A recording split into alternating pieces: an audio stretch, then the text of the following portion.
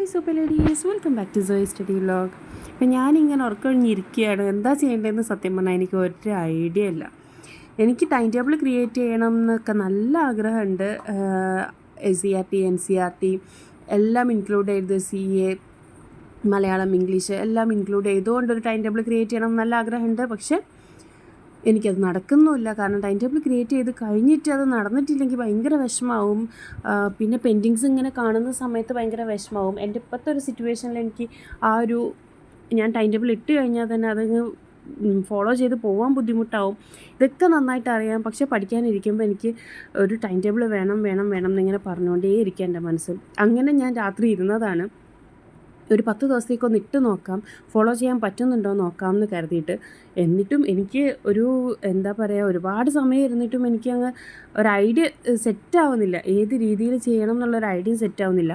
പിന്നെ തൽക്കാലം ഞാൻ ഓരോ ചാപ്റ്റേഴ്സ് വീതം അങ്ങ് എല്ലാം ഇൻക്ലൂഡ് ചെയ്തുകൊണ്ടൊരു ഒരു SCERT ഒരു NCERT ചാപ്റ്റർ, ദെൻ ഒരു സബ്ജക്റ്റ് CA, അങ്ങനെ ഞാൻ ജസ്റ്റ് ഒരു ദിവസത്തേക്ക് വേണ്ടിയിട്ട് ഇട്ട് നോക്കി. നടക്കുമോ ഇല്ലേന്ന് നോക്കാമല്ലോ എന്ന് കരുതിയിട്ട്. ഓക്കെ, അപ്പം NCERT എൻ്റെ അടുത്ത് പലരും ചോദിച്ചിട്ടുണ്ടായിരുന്നു എവിടെ നിന്ന് കിട്ടും എന്ന്. NCERT നമുക്ക് മലയാളം മലയാളം മീൻസ് +2ൻ്റെ NCERT ബുക്സ് ഉണ്ടല്ലോ, അതല്ല ബാക്കി NCERT ബുക്സൊക്കെ നമുക്ക് ബുക്ക് സ്റ്റോളിൽ നിന്ന് കിട്ടും. ഞാൻ ചെയ്യുന്നത് ബുക്ക് സ്റ്റോളിൽ നിന്നൊന്നും ഞാൻ വാങ്ങിച്ചിട്ടില്ല കേട്ടോ. ഞാൻ ആപ്പ് യൂസ് ചെയ്യുന്നുണ്ട്. അപ്പം ഒരുപാട് പേര് ചോദിച്ചിട്ടുണ്ടായിരുന്നു എങ്ങനെയാണെന്നുള്ളത്. അപ്പോൾ ഇതാണ് ആപ്പ്. നമുക്ക് പ്ലേ സ്റ്റോറിൽ NCERT സൊല്യൂഷനോ NCERT ബുക്സ് എന്നൊക്കെ സെർച്ച് ചെയ്താൽ ഒരുപാട് കിട്ടും. അപ്പം അതിൽ ഏത് വേണമെങ്കിലും നിങ്ങൾക്ക് നിങ്ങൾക്ക് തന്നെ ഓപ്പൺ ചെയ്ത് നോക്കി നല്ലതാണെന്ന് തോന്നുന്നത് എടുക്കാം. എല്ലാത്തിലും കണ്ടൻറ്റ് എല്ലാം സെയിം തന്നെയാണ്. നിങ്ങൾ സാറ്റിസ്ഫൈഡ് ആയിട്ടുള്ളൊരു ആപ്പ് നിങ്ങൾക്ക് എടുക്കാം. ഞാൻ NCERT സൊല്യൂഷൻ എന്ന് പറഞ്ഞിട്ടൊരു ആപ്പാണ് എടുത്തിട്ടുള്ളത് കേട്ടോ. അപ്പം അതിൽ ഞാൻ ഓരോ ചാപ്റ്റേഴ്സ് എടുത്ത് നോക്കണം. അപ്പം ഇതിൽ നമുക്ക് chapter wise Hindi medium, English medium എല്ലാം അവൈലബിൾ ആണ്. അതുപോലെ അതിൻ്റെ നോട്ട്സ് ഉണ്ടാവും.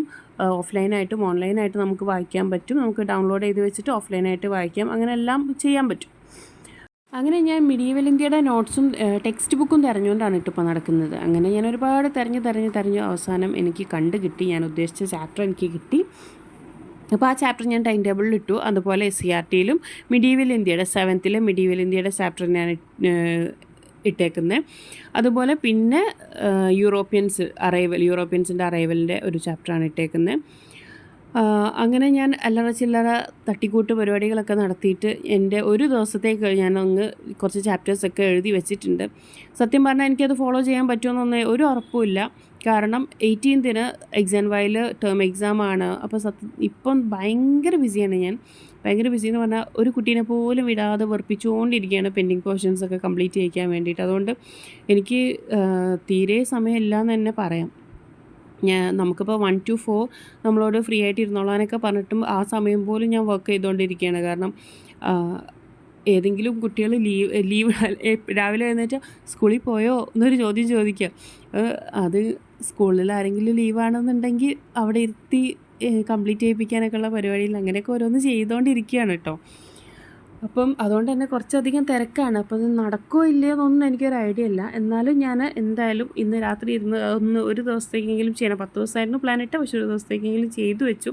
നടക്കുമോ ഇല്ലയോ എന്ന് നോക്കാമെന്ന് കരുതിയിട്ട്. അങ്ങനെ SCERT NCERTയും മിഡീവൽ ഇന്ത്യയാണ് ചെയ്തേക്കുന്നത്. തൊഴിൽ വീതി, ഇതിന് ഒരു മോക്ക് ടെസ്റ്റ്, തൊഴിൽ വീതി തന്നെ മോക്ക് ടെസ്റ്റ് ഉണ്ടായിരിക്കും. പിന്നെ ഓഫ് യൂറോപ്യൻസ്, ഇത്രയും കാര്യങ്ങളാണ് ഇപ്പം ചെയ്തേക്കുന്നത് കേട്ടോ. അങ്ങനെ ഞാൻ എല്ലാം റെഡിയാക്കിയതിന് ശേഷം എൻ്റെ സെക്രട്ടേറിയറ്റ് അസിസ്റ്റൻ്റ് എന്ന് പറഞ്ഞിട്ട് ഞാനൊരു ഷീറ്റ് ക്രിയേറ്റ് ചെയ്തിട്ടുണ്ടായിരുന്നു. അവിടെയാണ് ഞാൻ പഠിക്കുന്ന ചാപ്റ്റേഴ്സൊക്കെ എഴുതി വെക്കുന്നത്. എന്തിനാണെന്ന് വെച്ചാൽ റിവിഷന് വേണ്ടിയിട്ട്. ഞാനിപ്പോൾ അതൊരു ടൈം ടേബിൾ ഇല്ലയെന്നുണ്ടെങ്കിലും പിന്നീട് മറന്നു പോകും. സംഭവം ആഡ്ഹോക്കിൻ്റെ ക്ലാസ് കാണുന്നുണ്ട്, എന്നാലും ഏതൊക്കെ ചാപ്റ്റേഴ്സ് കംപ്ലീറ്റ് ചെയ്തു എന്ന് നമുക്ക് ഒരൊറ്റ നോട്ടത്തിൽ നമ്മൾ പിന്നെയും ആപ്പിൽ ഓരോന്ന് എടുത്ത് നോക്കണം. ഡേ 1 എടുത്ത് നോക്കിയിട്ട് ഏതൊക്കെ തീർന്നു എന്ന് നോക്കുന്നതിലും ഭേദം ഷീറ്റ് ക്രിയേറ്റ് ചെയ്തിട്ടു. എന്നിട്ട് അതിൽ ഞാൻ ഓരോ ദിവസം, ചിലപ്പം അഡ്ഹോക്കിൻ്റെ ക്ലാസ് എൻ്റെ ഒരു ദിവസത്തെ ക്ലാസ് ഞാൻ 2 ദിവസമൊക്കെ വെച്ചിട്ടായിരിക്കും കംപ്ലീറ്റ് ചെയ്യുന്നത്. എൻ്റെ ഷെഡ്യൂൾ അങ്ങനെ ആയതുകൊണ്ടാണ് കേട്ടോ. അപ്പം ഇതൊന്നും ഒരു ഡീമോട്ടിവേഷനായിട്ട് എടുക്കരുത്. പഠിക്കണം എന്നുള്ള, ജോലി വാങ്ങണം എന്നുള്ളൊരു ആഗ്രഹമുണ്ട്. എന്നാൽ ഓൾറെഡി നമുക്കൊരു ജോലി ഉള്ളത് കൊണ്ട് അത് നമുക്ക് വൃത്തിയായിട്ട് ചെയ്യാൻ വേണം എന്നുള്ളതുകൊണ്ടും രണ്ടും ഒരേപോലെ കൊണ്ടുപോകണം എന്നുള്ളതുകൊണ്ടും നമുക്ക് കുറച്ചൊക്കെ അവിടെയും ഇവിടെയൊക്കെ ഒരു അഡ്ജസ്റ്റ്മെൻറ്റ് വേണ്ടി വരും. അതിൻ്റെ പേരിലാണ്. അതുകൊണ്ട് ചില ദിവസങ്ങളിൽ നമുക്ക് 1 day ക്ലാസ് നമുക്ക് 2 ദിവസങ്ങളിൽ ആക്കിയിട്ടൊക്കെ കാണാൻ പറ്റും. അതുകൊണ്ട് തന്നെ എനിക്ക് മൊത്തത്തിലൊരു ഒരു ഐഡിയ കിട്ടാൻ വേണ്ടിയിട്ടാണ് ഞാൻ ഷീറ്റ് ക്രിയേറ്റ് ചെയ്ത് വെച്ചേക്കുന്നത്. അപ്പോൾ ഞാൻ ഡെയിലി കംപ്ലീറ്റ് ചെയ്യുന്ന ടോപ്പിക്സ് അവിടെ നോട്ട് ചെയ്ത് വെക്കും, കംപ്ലീറ്റ് ചെയ്ത് ടിക്ക് ഇട്ട് വെക്കും. അവിടെ അപ്പുറത്ത് തന്നെ റിവിഷന് വേണ്ടിയിട്ട് ഞാനൊരു കോളം കൂടെ മാറ്റി വെച്ചിട്ടുണ്ട്. ദെൻ റിവിഷൻ ചെയ്യുന്ന സമയത്ത് ആ കോളം ടിക്ക് ഇട്ടാൽ എനിക്കൊരു ഐഡിയ ഉണ്ടാവും ഏതൊക്കെ ചാപ്റ്റേഴ്സ് തീർന്നു, അല്ലെങ്കിൽ ഏതൊക്കെ പോർഷൻസ് ഞാൻ കംപ്ലീറ്റ് ചെയ്തു, ഏതൊക്കെ റിവിഷൻ ചെയ്തു, ഇനി എന്തൊക്കെ ചെയ്യണം എന്നുള്ളതിനെക്കുറിച്ചൊരു ഐഡിയ ഉണ്ടാവും. അതുകൊണ്ടാണ് ഞാൻ അങ്ങനെ ക്രിയേറ്റ് ചെയ്ത് വെച്ചത്. അപ്പോൾ നാളത്തേക്ക് വേണ്ടിയിട്ട് ഞാൻ എഴുതി വെച്ചേക്കുന്ന പോർഷൻസ് എല്ലാം ഞാൻ ഇതിലോട്ട് ആഡ് ചെയ്ത് വെക്കുകയാണ്.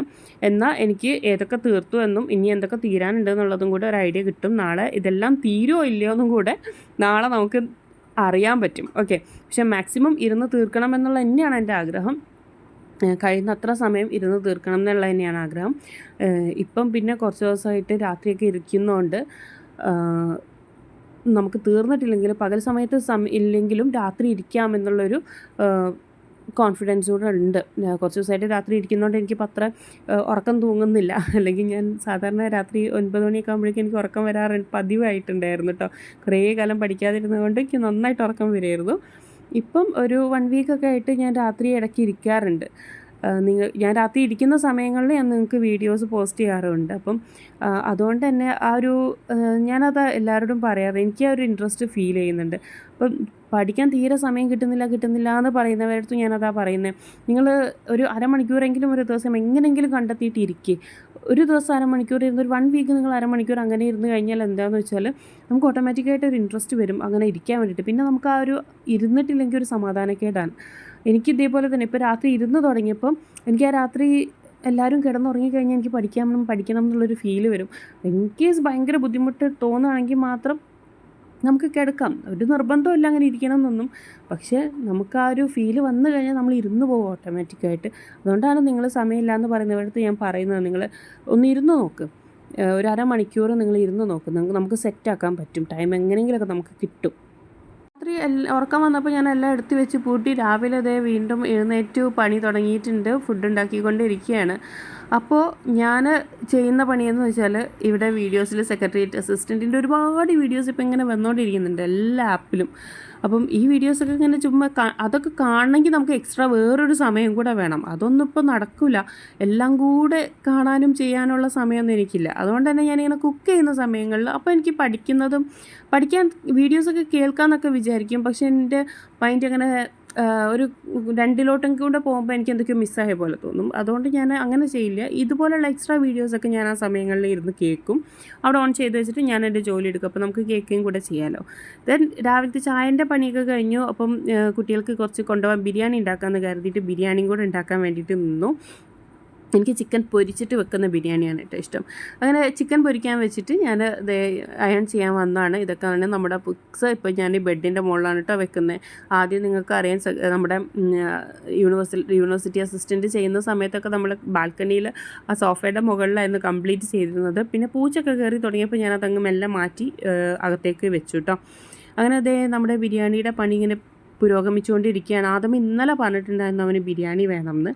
അപ്പം അത് സംഭവം എന്താണെന്ന് വെച്ചാൽ നമ്മുടെ തൊട്ടടുത്തുള്ള പള്ളിയിൽ ബിരിയാണി കൊടുക്കുന്നുണ്ട്. അപ്പം എനിക്ക് ബിരിയാണി കഴിക്കാൻ പോകണം, എന്നോട് ഉസ്താദ് ചെല്ലാൻ പറഞ്ഞിട്ടുണ്ടെന്നൊക്കെ പറഞ്ഞായിരുന്നു. പക്ഷേ അപ്പം നമുക്ക് വേറെ പോകാനുള്ളതുകൊണ്ട് ഞാൻ അവനെ പറഞ്ഞയച്ചില്ല.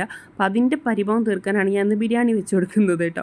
അപ്പോൾ നമ്മുടെ ഏകദേശം പണികളൊക്കെ തീർന്നിട്ടുണ്ട്. ഇനി ഇവിടെയൊക്കെ ഒന്ന് ക്ലീൻ ചെയ്യുക, കുറച്ച് പാത്രങ്ങളൊക്കെ കഴുകി വെക്കുക. രാവിലത്തെ പാത്രങ്ങൾ കഴുകി വെക്കാനും കൂടെ ഉള്ളൂ. അതോടുകൂടി മക്കളെയും കൂടെ പറഞ്ഞയച്ച് എൻ്റെ ചായ കൂടിയും കൂടെ കഴിഞ്ഞാൽ ഞാൻ അടുക്കള പൂട്ടും. ഇനി ഇപ്പോഴൊന്നും അടുക്കള തുറക്കില്ല. ഇനി വൈകുന്നേരം കുട്ടികൾ വരുന്ന സമയത്ത് മാത്രം അടുക്കള തുറക്കും കേട്ടോ. അപ്പോൾ നിങ്ങൾ കുറേ ജോലി ഇങ്ങനെ ഒറ്റയ്ക്കൊക്കെ മീൻസ് ജോയിൻറ്റ് ഫാമിലിയിൽ അല്ലാത്തവർക്കാണെങ്കിൽ എളുപ്പമാണ്. രാവിലെ തന്നെ ബ്രേക്ക്ഫാസ്റ്റും ലഞ്ചും ഒക്കെ ആയിക്കഴിഞ്ഞാൽ നമുക്ക് അടുക്കളയും പൂട്ടി നമ്മുടെ മക്കൾ വരുന്നവരെയും നമുക്ക് മാക്സിമം സമയം പഠിക്കാൻ വേണ്ടിയിട്ട് ഇരിക്കാൻ പറ്റും. എൻ്റെ ഒരു ടൈമിംഗ് എന്ന് പറയുന്നത് ഇത് തന്നെയാണ്. കുട്ടികൾ വരുന്നത് വരെ ഞാൻ പഠിക്കാനിരിക്കുക എന്നുള്ളത്. അതിനുശേഷം പിന്നെ ബാക്കി കാര്യങ്ങൾ നോക്കുക എന്നുള്ളതാണ് മെയിനായിട്ട്. അങ്ങനെ ഞാൻ അടുക്കളയൊക്കെ ക്ലീൻ ചെയ്തു. എനിക്ക് എല്ലാം പണി കഴിഞ്ഞാൽ ഒന്ന് ഫിനോയിലിൻ്റെ സ്മെല്ലിങ്ങനെ ചെയ്യുമ്പോൾ ഭയങ്കര ഇഷ്ടമാണ് കേട്ടോ. അപ്പോൾ ഞാൻ ഫിനോയിലൊക്കെ ഒഴിച്ച് ഒന്ന് തുടച്ചു. ഇടയ്ക്ക് ഇങ്ങനെ ഫിനോയിൽ ഒഴിച്ചിട്ട് അവിടെ ഇങ്ങനെ തുടയ്ക്കുമ്പോൾ ഭയങ്കര നല്ല സ്മെല്ലാണല്ലോ. അപ്പോൾ എനിക്കിഷ്ടമാണ് അങ്ങനെ. അതൊക്കെ കഴിഞ്ഞ് കുട്ടികൾ റെഡിയായി. പാത്തുമ്മ ഇറങ്ങി കേട്ടോ. അതും ഇത് ഇറങ്ങാൻ വേണ്ടിയിട്ട് റെഡി ആയിക്കൊണ്ട് നിൽക്കുകയാണ്. Bye bye. വലൈക്കും അസ്സലാം. പിന്നെ കുട്ടികൾ പോയി ഞാൻ ബിരിയാണിയാണ് കേട്ടോ കഴിച്ചത്. ഞാനും മക്കളൊക്കെ ഞാൻ വെറുതെ സത്യം പറഞ്ഞാൽ രാവിലത്തെ ഫുഡ് ഉണ്ടാക്കിയതാണ്, ആരും കഴിച്ചില്ല. കുട്ടികളും ആണെങ്കിലും ബിരിയാണീനെ കഴിച്ചേട്ടോ.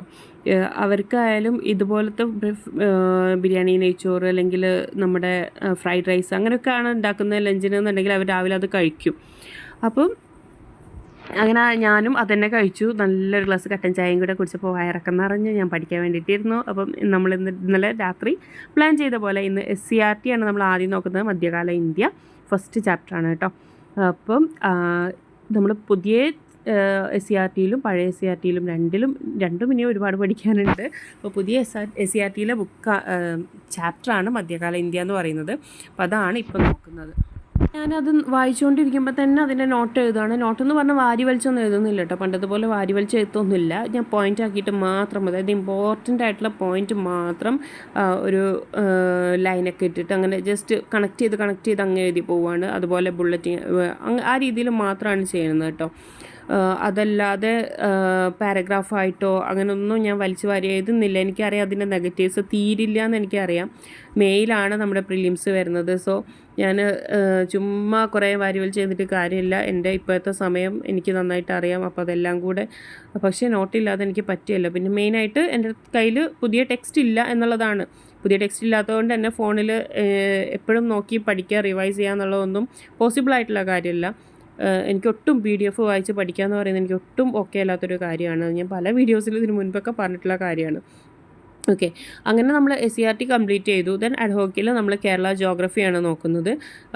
ഇത് ഞാൻ നേരത്തെ പറയാൻ വിട്ടുപോയെന്ന് തോന്നുന്നു. അഡ്ഹോക്കിൻ്റെ കേരള ജോഗ്രഫിയാണ് കേട്ടോ ഒന്ന് നോക്കുന്നത്. അത് ഞാൻ പറയാൻ വിട്ടതാണ്, പക്ഷേ എൻ്റെ ഷീറ്റിൽ ഞാൻ ആഡ് ചെയ്തിട്ടുണ്ട്. ദെൻ ഈ ഒരു ക്ലാസ് ചെയ്താൽ നമ്മൾ ജോഗ്രഫി സ്റ്റാർട്ട് ചെയ്യും. മീൻസ് കേരള ജോഗ്രഫി നമ്മൾ സ്റ്റാർട്ട് ചെയ്യും കേട്ടോ. ഹോക്കിൻ്റെത് ഞാൻ തൽക്കാലം ഇപ്പം ഒന്നും തന്നെ നോട്ട് എഴുതുന്നത്, അതായത് എൻ്റെ കയ്യിൽ ഇതിൻ്റെയൊക്കെ നോട്ടുണ്ട്. സോ എന്തെങ്കിലും എക്സ്ട്രാ പോയിൻറ്റ്സ് വരുന്നത് മാത്രം ഞാൻ നോട്ടാക്കിയിട്ട് ചെയ്യുന്നുള്ളൂ. ബാക്കി നമ്മുടെ കയ്യിലുള്ള നോട്ടൊക്കെ തന്നെ വെച്ചിട്ടാണ് ചെയ്യുന്നത് കേട്ടോ. അങ്ങനെ നമ്മുടെ കേരള ജോഗ്രഫി കംപ്ലീറ്റ് ചെയ്തതിന് ശേഷം പിന്നെ നമുക്ക് നോക്കാനുള്ളത് ഹിസ്റ്ററിയാണ്. ഹിസ്റ്ററിയിൽ നമ്മൾ അറൈവൽസ് ഓഫ് യൂറോപ്യൻസിൻ്റെ അറൈവലിനെ കുറിച്ചിട്ടുള്ളതാണ്. ഇത് നമ്മുടെ BAയുടെ ഒരു ബുക്കാണ്. ഇത് ഞാൻ യൂണിവേഴ്സിറ്റി അസിസ്റ്റൻറ്റിന് വേണ്ടിയിട്ട് പ്രിൻ്റ് ചെയ്ത് വെച്ചതായിരുന്നു. കേരള പഠനം എന്ന് പറയുന്ന ഒരു ചാപ്റ്റർ, അധിനിവേശ കേരളം എന്ന് പറയുന്നത്. ഇതിൽ എല്ലാ കാര്യങ്ങളും ഇൻക്ലൂഡഡ് ആണ്. നല്ല രീതിയിൽ തന്നെ കുഴപ്പമില്ലാതെ കൊടുത്തിട്ടുണ്ട്. ഇതും വെച്ച് വായിക്കണം. അതുപോലെ തന്നെ നമ്മുടെ മോഡേൺ ഇന്ത്യ സ്പെക്ട്രം അത് വെച്ചിട്ടാണ്. പിന്നെ ഇതിലും യൂറോപ്യൻസിൻ്റെ അറൈവൽ കൊടുത്തിട്ടുണ്ട്. പിന്നെ ഇതൊക്കെ ഇപ്പം നമുക്ക് സെക്രട്ടേറിയറ്റ് അസിസ്റ്റൻറ്റ് നമുക്ക് റെഫറൻസ് ആയിട്ട് യൂസ് ചെയ്യാൻ പറ്റിയ ബുക്കാണ്. ഞാൻ ഓൾറെഡി UPSCക്ക് വേണ്ടിയിട്ട് വാങ്ങി വെച്ച പുസ്തകമായിരുന്നു. ഞാൻ അത്യാവശ്യം ഒരു 3/4 ഭാഗത്തോളം ഇത് ആ സമയങ്ങളിൽ നന്നായിട്ട് വായിച്ച് പഠിച്ച് ഇതിൻ്റെ നോട്ട്സൊക്കെ എൻ്റെ കയ്യിൽ ഇപ്പോഴും ഉണ്ട്. ഇപ്പം നമുക്ക് റെഫറൻസിന് വേണ്ടിയിട്ട്, അതായത് നമ്മളെ കയ്യിലുള്ള സാധനങ്ങളൊക്കെ പഠിച്ചതിന് ശേഷം ആ ഒരു ചാപ്റ്റർ വായിക്കാൻ വേണ്ടിയിട്ട് ഒന്നുകൂടെ കൂടുതൽ പോയിൻറ്റ്സ് കിട്ടാൻ വേണ്ടിയിട്ടാണ് അത് യൂസ് ചെയ്യുന്നത് കേട്ടോ. അല്ലാതെ അതിനിപ്പം ഇരുന്ന് കാണാപ്പാഠം പഠിക്കുക എന്നൊന്നും പറഞ്ഞാൽ ഒന്നും നടക്കുന്ന കാര്യമല്ല. അത്യാവശ്യം വലിയൊരു ബുക്കാണത്. അപ്പോൾ ഇനി നമുക്ക് CAയും അതുപോലെ മോക്ക് ടെസ്റ്റുമാണ് ബാക്കിയുള്ളത്. അത് രണ്ടും നമ്മളിനി രാത്രിയാണ് ചെയ്യുന്നത്. ഇപ്പം ഇന്നത്തെ വിശേഷങ്ങൾ ഇത്രയേ ഉള്ളൂ. ഇനി അടുത്ത വീഡിയോയിൽ നമുക്ക് ബാക്കിയുള്ള കാര്യങ്ങളൊക്കെ പറയാം കേട്ടോ. നിങ്ങൾക്ക് എല്ലാവർക്കും വീഡിയോ ഇഷ്ടപ്പെടുന്നുണ്ട്, ലൈക്ക് ചെയ്യാനും ഷെയർ ചെയ്യാനും സബ്സ്ക്രൈബ് ചെയ്യാനും മറക്കരുത്. അതുപോലെ നിങ്ങളുടെ ഫ്രണ്ട്സിനും ഫാമിലിക്കൊക്കെ ഷെയർ ചെയ്ത് കൊടുക്കുക. Thank you for watching.